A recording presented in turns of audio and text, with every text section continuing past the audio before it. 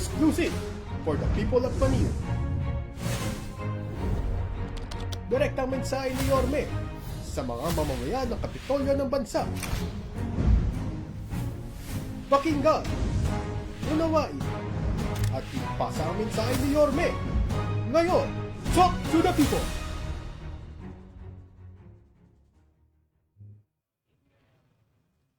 Hi, magandang araw po mga kababayan ko sa lungsod ng Maynila, sa mga batang Maynila na nag-i-enjoy ngayon sa libreng swimming sa lahat ng ating swimming pool. Nako, mga atabs, wag na kayo sa kalsada. Binigyan ko ng direktiba si Director Pio Morabe ng lahat ng swimming pool sa District 1 hanggang District 6 ay gawin ninyong paliguan ngayong summer. Mainit ang panahon. Nag-aalala pa ang inyong mga magulang. Minsan doon kayo naliligo sa mga iskinita, kalsada. Halik kayo sa ating mga swimming pool. Doon kayo magbanlaw, mag-enjoy kayo doon. Fully renovated, operational ang mga swimming pool natin para sa inyo. Yung mga gusto magpunta sa probinsya, sa hirap ng buhay ngayon, gusto nyo maligo sa nung araw sa sa Laguna Pansol. Nung araw doon ang puntahan talaga sa Pansol. Siyempre gagastos ka pa ng toll gate, ang mahal ng jeep sa Arkila, mahal ng pamasahe, and so on and so forth. Kung kayo may mga birthday, kung kayo may mga selebrasyon, o doon na lang kayo sa mga swimming pool namin. Inauthorize ko, binigyan ng direktiba si Pio na to accommodate as many as we can. Meron lang ako pakiusap pa, konti lang. Konti lang naman to. Pagka puno na, antabay lang kayo. Pagka magbabawas tayo, pag nagpapaltos na mga daliri ng mga atap sa kakaligo, change. Run Ruby ba, kumbaga sa atin, sa basketball. Pero yan, araw-araw ay handog sa inyo ng pamahalaang lungsod ng Maynila. Mapawi man lamang ang init ng panahon dyan sa ating mga pasilidad na pag-aari ng taong bayan na pinatatakbo ng pamahalaang lungsod ng Maynila. Sa akin naman mga nanay at tatay, ay sana'y nasa mabuti kayong kalalagayan at ang aking mga minamahal na lolo't lola. Good afternoon. I love you. Yorme, I love you. I love you too, mga lolo't lola ko. Sana po inom kayo ng maraming tubig, mga senior citizen ko. Ako, wag masyadong lalabas sa kalsada, napakainit na po ng panahon. Maalinsangan na po, nararamdaman na natin itong summer. Ito po ang inyong lingkod sa Talk to the People. Ito po yung programa ng Manila Public Information Office kung saan kami po yung nagla-live misan araw-araw, misan every other day on top of Yormes Hour every Friday na gagawin na natin tuwing Lunes. But for the meantime, kami po yung nagto-talk to the people ng Manila Public Information Office kung saan meron kami mga update. Dito, pamisa-misa may panawagan. Katulad naman nung ginawa natin nung nakaraan. Iba naman ho yun. In-announce natin yung bagong serbisyo ng libreng pamasahe sa lungsod ng Maynila. Mamaya po i-update ko kayo. Pero first things first, bilang patuloy ng pagbibigay ng kapanatagan sa mga taga-lungsod ng Maynila at mga dumadako sa Maynila para sa ating peace and order situation, lalo ngayon sa hirap ng buhay, ng panahon ngayon, sa krisis na ito. Maraming nagigipit at baka matukso na makapanakit ng kanyang kapwa. Hindi po natin ito tolerate yun. Ako naman po ipipilitin kong maging mainam at masinop na kayo mapaglingkuran. Pero hindi po sapat na magiging dahilan, dala ng hirap ng buhay, ay peperwisyuhin natin ang kapwa-tao, kapwa Manileño, o kapwa Pilipino na dumadako dito sa Maynila. Noong nakaraang linggo po ay atin po na-resolba yung kaso ni George Capistrano. Sumurrender na po ang mga suspect at ako po may pinanawagan. Dahil meron pa po tayong isang celebrated case na hindi ho na-resolba noong February 25. 2026. Nangyari po ang isang insidente ng pagbabasag ng kotse na nakaparada sa tapat ng kanyang bahay. Kung di po ako nagkakamali, ito po sa may Sampaloc. Maseda, no? Sa Maseda to nangyari. At pinanawagan ko sa mga suspect ay hindi ko po pwedeng parang baliwalain lang. Sila ay sumuko. Gusto ko po kayong i-update. Napagtanto-tanto ng magulang at ng pamilya ng mga suspect na isurrender sa inyong lingkod yung mga nasabing suspected. Ipakikita namin sa inyo, ito po yung mga, meron ba kayong picture ng mga suspect? Ayan po yung insidente. Ayan po yung sa Maceda. Ayan po si John Paul at si Karim. Sino pa? Yung isa pa. Ayan po sila lahat. Ayan. Si John Paul. Si Karim na lang ang ano. Sino si Karim? Ikaw. Si John Paul. Itong John Meneses. Wala pa. Ba't puro kayo John? Puro John, no? Pare-pareho kayo ng lakad. Anyway, bilang update do sa nabiktima. Your city government is trying our best in our own little way to give justice to you. Whoever you are, you may now, at least, pumanatag ka. Halika kayo rito. Kayong dalawa. Nasa ating pong harapan, ito pong si John Paul Flores. Sino si John Paul Flores? Ikaw yung driver. Ito po, sinurrender ng nanay. Taga Maynila po. Manila ka, no? Tindalo. Si John Karim Buwan. Ito po yung isa nasa picture. Sinurrender ng kapatid. Kapatid, ikaw? Ito po dahil sa effort ni Konsehal Awi Sia. Sila po ay lumapit kay Konsehal Awi Sia after nila mapanood yung panawagan natin na sumuko na lamang sila. Tinulungan naman po tayo ng Manila Police District.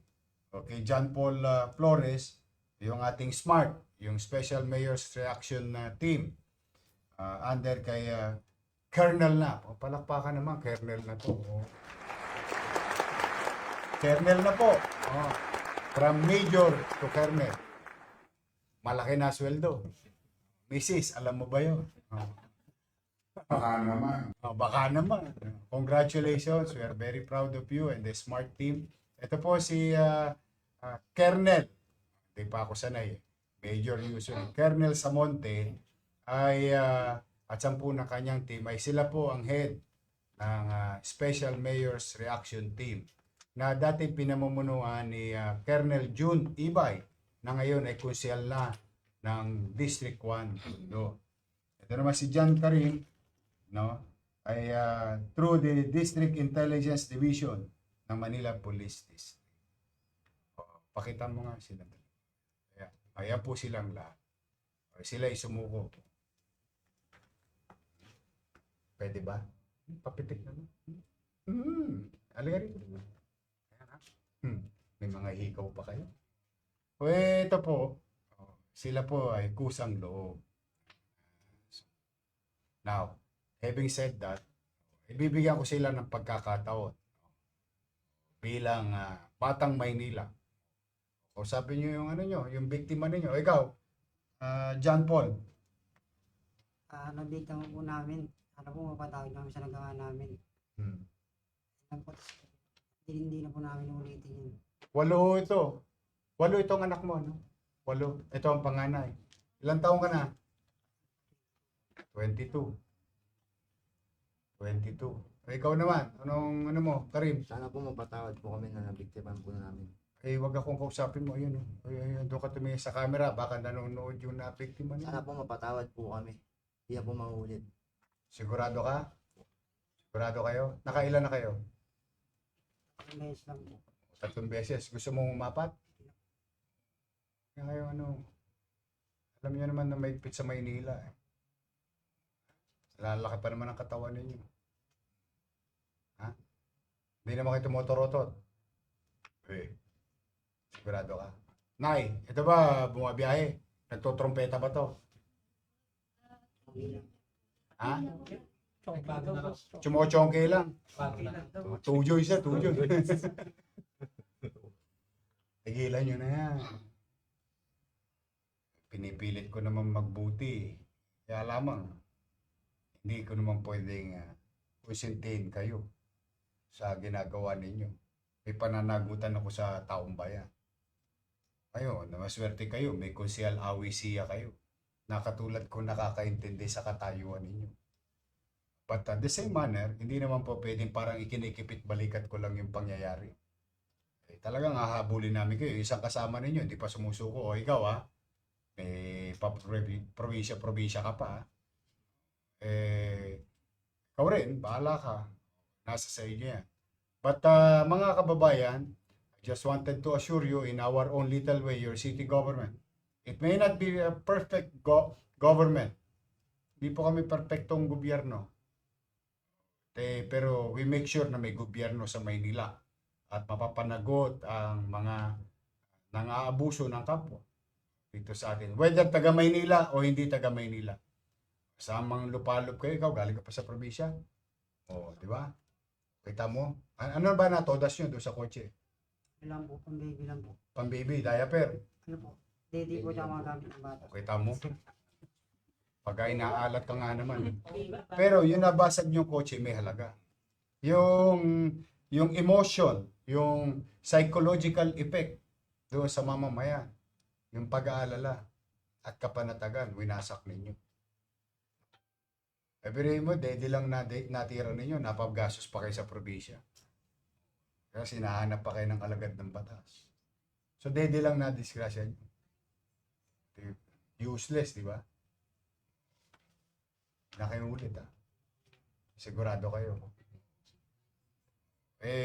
Ito po. So, doon sa biktima, ang mangyayari po sa kanila ngayon, maki-case file na po ito. So, ano pong ibig sabihin? Titipahin mo ito, o i-case file. Tama ba ako, Pistol? Sa monte? Ano po ng information. Kukunan ng statement. O, ko kailangan pumunta. For the meantime, ibabalik namin sila sa kanilang pamilya. Nandito po, nasa likod ng camera, ang kanilang pamilya. At least makapaglalakad-lakad sila unless ito hindi ko kayang ipangako mag-file ng kaso yung biktima. Pag nag-file ng kaso yun, huwag kayong tatakbo, magiging wanted naman kayo. Haharapin nyo yun. Tapos, may piyansa naman yun, di ba? Kung matutuluyan yung kaso, di magpiyansa kayo, mag-hearing kayo, malay ninyo, mapatawad kayo, o masoli nyo man lamang yung ginastos na perwisyong na ibigay ninyo sa, biktima ninyo. Di malinis ang pangalan ninyo, then may second life. Katulad ni ni Gasgas Kotse Gang. Di ba ngayon? May trabaho na siya. Dating tumuturutot yung galing sa Hoyo. Bumalik sa lipunan, hindi makabalik. Dala ng may record. Tuwing nalalamang may kaso siya, tinatanggal siya sa trabaho. Napunta ngayon sa kalye, nagugas-ugas. Naburyong. Ginasgasan yung kotse dahil hindi siya binigyan. Hindi ba naman sira ulit kalat, sarap konyatan. Pero, just the same, sabi ko nga sa inyo, kami nila awisiya, mga lumaki rin kami sa, pare-pareho lang tayo ng lugar na kinalakihan. Habang naunawaan ko kayo, at pinipilit kong maging makatwiran, tandaan nyo lagi, may obligasyon ako sa taong bayan. Maswerte lang kayo na maswerte. May trabaho na yung loko. Sana nakumpleto niya na yung niya. Pero yan, requirements niya. Taong gobyerno na siya ngayon. Kaya magbuti kayo. Maswerte kayo, Pasko ngayon. Hindi araw-araw Pasko Minsan Pasko Marso, pero may Pasko sa Disyembre, pero hindi araw-araw Pasko. Yun na lang ipanalangin ninyo. Pero pag kayo dinimanda nung complainant, huwag kayong magtatago. Huwag kayong magtatago. Kasi lalabas sa record namin, kayo ma-i-issuean ng warrant. Nakita nyo naman yung isa, di ba? Inikot yung buong Luzon. Ika-8 araw, saan napunta? Uli. Hoyo, di ba? Tapos, ilang araw ka nagtago sa probinsya? Mag-iisang buwan. Magkano gastos mo isang araw? 200, 16,000. Ang nakuha mo, dede. O, kita mo? Dede lang, gastos ka pa. Eh, samantala ko nandito ko sa Tindalo. Panyanga-nyanga ka lang doon. Papasok ka basketball. Misa, baka may hanap buhay. Baka paghanap buhay ka pa. Chairman, thank you. Pinagmamalasakit kayo ng mga kapitbahay nyo. Pinagmamalasakit kayo ng nanay nyo. Ng kapatid nyo. Kaya pagmalasakit nyo rin na sarili nyo. Walo kayo magkakapatid. Ikaw ang panganay. May kambal ka. Hindi naman siya suspect. Baka naman umaming ka lang. Bakla. Ba't hindi... Minsan matatawa ka na lang talaga. Pero maswerte pa rin kayo. Nagtino ang isipan ninyo at mahal kayo ng mga Ha? O yan po mga kababayan. Ulitin ko, ito po ay case file. Now, doon sa biktima, I can only do so much. Hindi ko naman po pwedeng panghimasukan yung proseso ng hudikatura. O halimbawa po, gusto nyo tuluyan itong mga to, alam sila saan pupuntahan. Inamin naman na po nila at humingi sila ng kapatawaran sa inyo. Kung paano sila ba'y patatawarin o hindi ninyo, nasa sa inyo po yun. Pero pinayuhan ko na sila na huwag nilang tatakbuhan yung kaso. Harapin ninyo. Walang masamang there is always second chance. Isipin nyo na lang may second chance. Okay? Sige, thank you pare. I-surrender ko na po sa pamilya, no? Ayan na po sila. Ngayon nandito yung mga manyunyot. Sabi sa inyo, maraming interesado sa inyo. Ayan. Okay. Okay, magre-report pa ako sa bayan. Mag-ingat kayo. Huwag niyong palamukan yan, ha?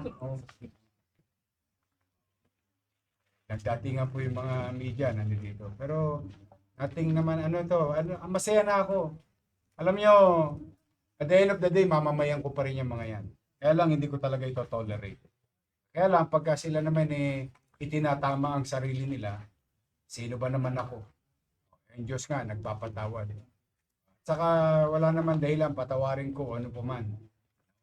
Ang importante, kakasuhan ba sila ng complainant? Basta limitado na yung kapangyarihan natin ngayon, kaya na natin yung natural course of the process. But for the meantime, at least, sasabi natin, case closed. Yung isa na lang, oy, ano pa hinihintay mo? Alam natin, hindi ko lang masabi. Tawagan mo na si Awi. Pwede ka na doon. Ay, tingnan mo, may babalik siya sa pamilya niya. Okay? So, muli, yan po mga kababayan, yung nangyari sa Maceda. Ulitin natin, napakita mo ha. Pakita mo nga ulit yung insidente kasi inaano sa akin to. Ito pong insidente na ito. Kaya resolve na po.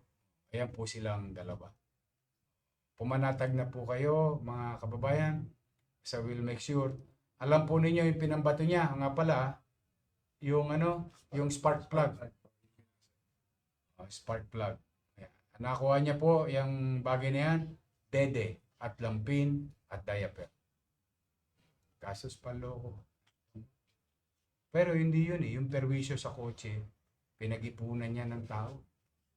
Saka yung alam mo yung peace of mind. But anyway, mga kababayan po, resolve na. Now, let's go to another update sa taong bayan. Mga kababayan, pagbukas nga ng aircon, makusulit. Mga kababayan, as you all know, President Bongbong Marcos ordered Executive Secretary Ralph Recto to give financial assistance to our transport group. That was last week. Yan po yung tungkol sa MC, TNBS, TODA, JODA, and so on and so forth. Now, as I have been saying, we always give the credit where it's due. To President Bongbong Marcos, maraming salamat po sa inyo on behalf of the people of Manila. Executive Secretary Ralph Recto, maraming salamat po sa inyo on behalf of the people of Manila. We're happy to report to you and to the people of Manila, out of 30,278 possible recipient, total pong nabigyan ninyo sa lungsod ng Maynila is 23,630. Meron pa hong 6,648. Ang total amount po na na-claim is, ang naibigay sa Maynila, no, na-claim na, is 118,150,000. Ang amin pong average is 78.04 total claim rate percent. So, ngayon, malamang, check nyo nga yung commentaries ng tao. Malamang tinatanong ng taong bayan, Yorme, paano kaming mga hindi naka-claim? Yan, tama naman yung tanong ninyo.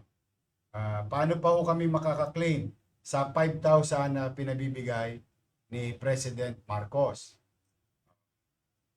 Gusto ko lang pong ipabatid sa inyo na magmi-meeting po in a matter of few hours ang ating direktor ng Manila Social Welfare, Director Jade De La Puente, LTFRB, at Secretary Rex Gatchalian for possible additional payout sa mga hindi naka-claim.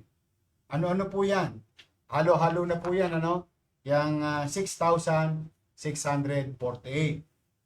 Yan po yung TNBS, PUJ, Delivery Riders and Services, Motorcycle Taxi. Ayan po. Yung mga hindi naka-claim at hindi pa naka-claim, ay abatan nyo lang ho. Hindi ko po alam ang magiging pasya ng national government at kung paano ang gagawin. Again, ito pong 118 million pesos, 150,000 ay galing po sa Office of the President, President Ferdinand Bongbong Marcos, through the directives and guidance of Executive Secretary Ralph Recto of National Government. Maraming salamat po sa inyo. Thank you very much. Malaking bagay po yun sa amin, sa akin mga mamamayan sa lungsod ng Maynila. So, sa mga hindi pa nagka-claim, antabayanan nyo dito. Kung may update kami, i-update namin kayo agad. Magbe-meeting pa po sila kung paano gagawin sa mga natira. Now, dito naman tayo sa Maynila. As you all know, nangyayari po ngayon dito sa atin. Ngayong unang araw, kaninang alas 5 ng madaling araw, nag-umpisa yung bagong programa bilang pagtugon ng inyong pamahalaang lungsod ng Maynila sa hirap na dinaranas ng operator ng jeep, driver ng jeep, mga negosyante, at higit sa lahat, yung hirap sumakay ng mga manggagawa at mag-aaral o ng taong bayan sa jeep nowadays. Napabalita po sa iba't ibang istasyon, yun nangyari po sa isang kalsada, sa isang bayan na nahihirapang umuwi, nahihirapang pumasok sa trabaho ang taong bayan, dala ng walang bumabiyahing jeep or kulang. Sa dahilang maaari, ihuhulaan ko lang naman, na sila ay negatibo na halos ang kinikita or konti na lang masyado ang kinikita. Ang inyong programa, ang inyong lungsod ng Maynila at ang inyong lingkod ay nakaisip ng isang programa. What you call the whole ecosystem. ginawa po ng inyong lingkod at maraming salamat kay Vice Mayor Chi Atienza at 10 ng mga konsyal ng Maynila sa liderato ni Majority Floor Leader Monyo Pangco. Ako po'y sumulat para magkaroon ng special session last week para over the weekend makagawa ng plano ang inyong lungsod at maipatupad sa lalong madaling panahon. And because of this collaboration of the legislative body, local legislative body, and the members of the executive of the city government, ay naiplano ng maayos at nailatag ngayon. Minabuti ng inyong lingkod na hiramin ang mga jeep sa buong Maynila sa tulong ng pulong namin with mga president ng JODA. Patay mo na ulit, malamig. Patay mo. Sa tulong ng mga presidente ng JODA, pinakiusapan ko silang kung po pwede ay hiramin ko ang kanilang serbisyo at babayaran po ng siyudad ng Maynila under the Kaagapay program. Kung saan, sa aming usapan, ang boundary po ngayon ng jeep ay nasa 500 piso hanggang 700. Ang kinikita ng jeep bago magkagera, 500. Pag naka 700, malaki na. Ngayon po ay 200, 300 na lang. Plus gasolina. So, hiniram po natin, ang target po natin is 1,442 jeepney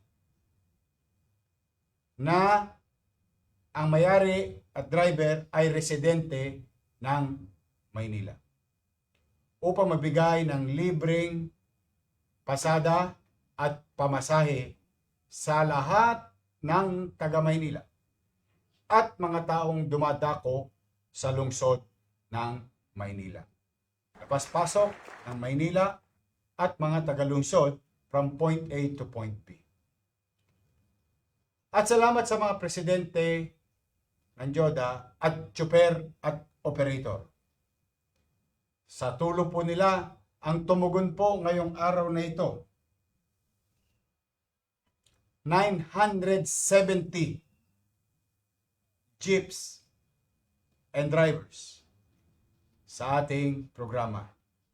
And as of 2:30 p.m., a few minutes ago, as of 2:30 p.m. today, 60,228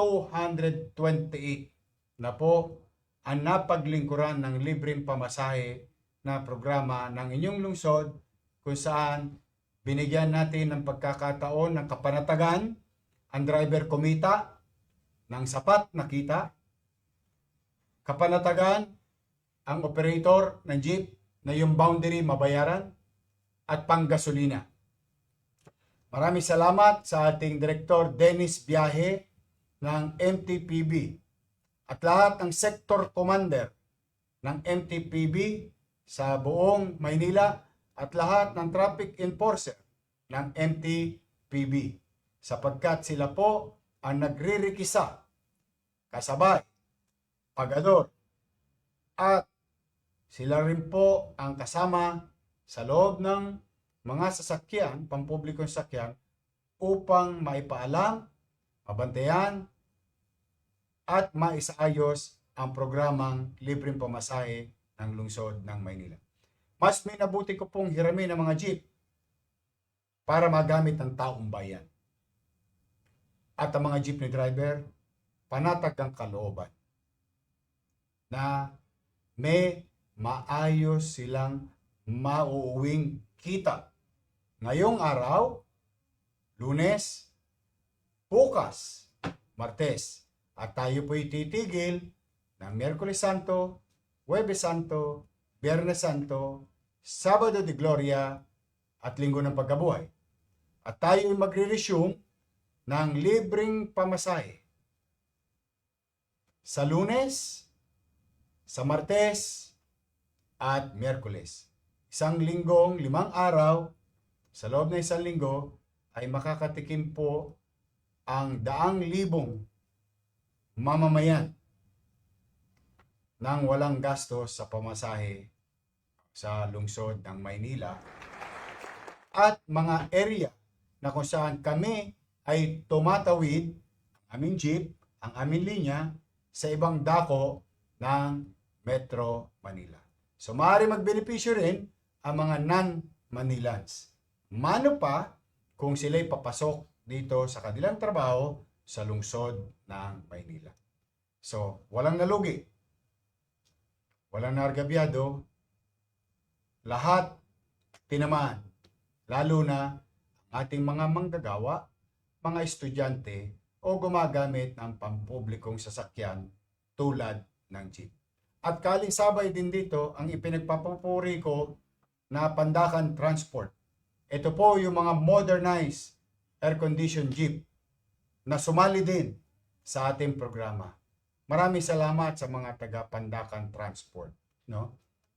Talagang kahit kailan pag may panawagan ng inyong pamahalang lungsod, lagi kayo nakikisali. Nakasama ho natin sila ng matindi. Yung mga yan ay noong panahon din ng pandemya. So sa mga tsuper na nanonood ngayon, sa mga asawa at anak o pamilya ng ating mga driver, meron lang po kong isang ipakikiusap. Wala po kong ibang hinihingi. Kahit tanungin po ninyo ang inyong mga presidente, ang sabi ko sa kanila, wala akong rules.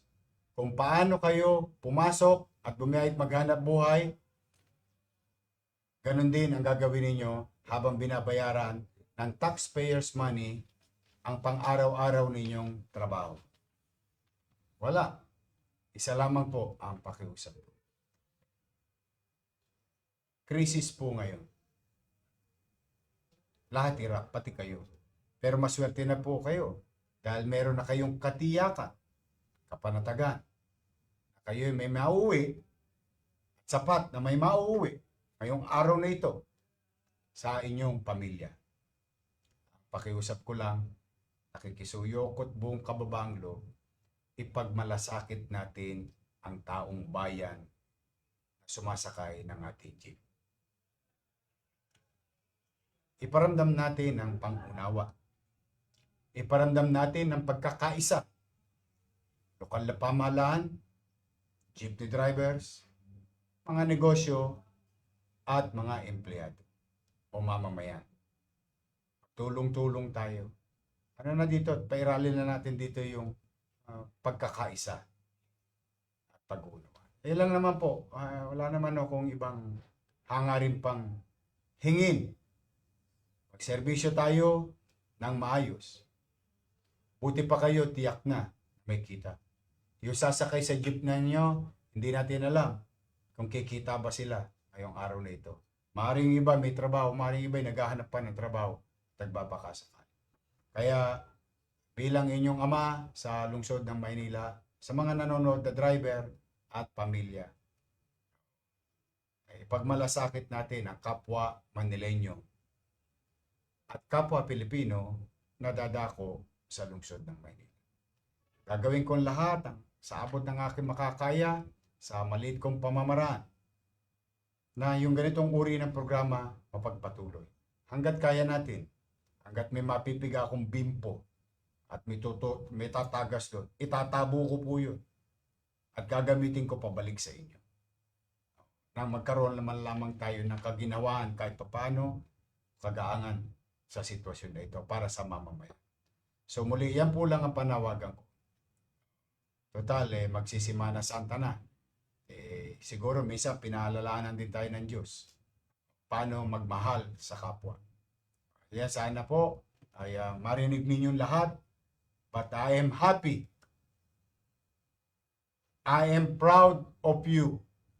Mga driver ng jeep na tagalungsod ng Maynila. 60,228 ang napaglingkuran nyo na. Kaya po, tuloy-tuloy lamang tayo.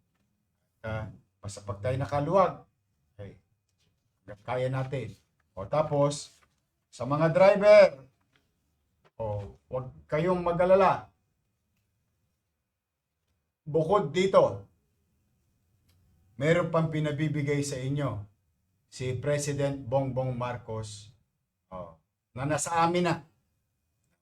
Kaya lamang hinihintay pa namin ng mga petsa, mga alituntunin ng batas. Pero sigurado ako, mga driver,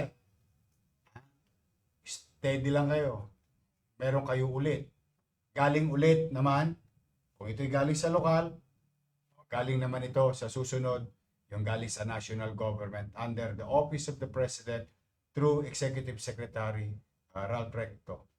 So muli, President Marcos, thank you very much sa tulong mo sa amin sa mga taga-lungsod ng Maynila. Sukli ko na lang sa iyo, I hope that God will continue to guide and bless you, and keep you healthy. And I hope that you will be successful in confronting this crisis for us as Filipino, you as our President. And rest assured, in our own little way, hanggat kaya namin, ay iduduktong namin ang aming mga resources sa kapakinabangan ng taong bayan. Sa mga nanay at tatay ko, mga batang Maynila, at mga lolo't lola ko, Jeremy, I love you. I love you. Pumanatag po kayo, pipilitin ko pong magbuti. Pipilitin ko pong maging epesyente, mainam, na mapaglingkuran kayo. Maaring hirap ang lungsod, pero kayo maglala. Katulad na nasabi ko na sa inyo dati, pag wala akong maisasalya, nakita niyo yung relo na yan sa itaas, ipatatas ako yan kay Tambunting, makaraos lamang tayo. Bilang tulad ng isang ama sa loob ng bahay, tulad ng isang ina sa loob ng bahay. Lahat gagawin, mairaos lang ang kanyang pamilya. For the meantime, ito po ang inyong lingkod, masayang nag-uulat sa inyo ngayong araw na ito sa panahon kagipitan ng tao. Pumanatag kayo. May gobyerno sa lungsod ng Maynila. Maraming salamat po at pagpalain nawa kayo ng poong may kapal. Manila, God first. Thank you. Exclusive for the people of Manila. Direktang mensahe ni Yorme sa mga mamamayan ng Kapitolyo ng bansa. Pakinggan, unawain, at ipasa ang mensahe ni Yorme. Ngayon, talk to the people!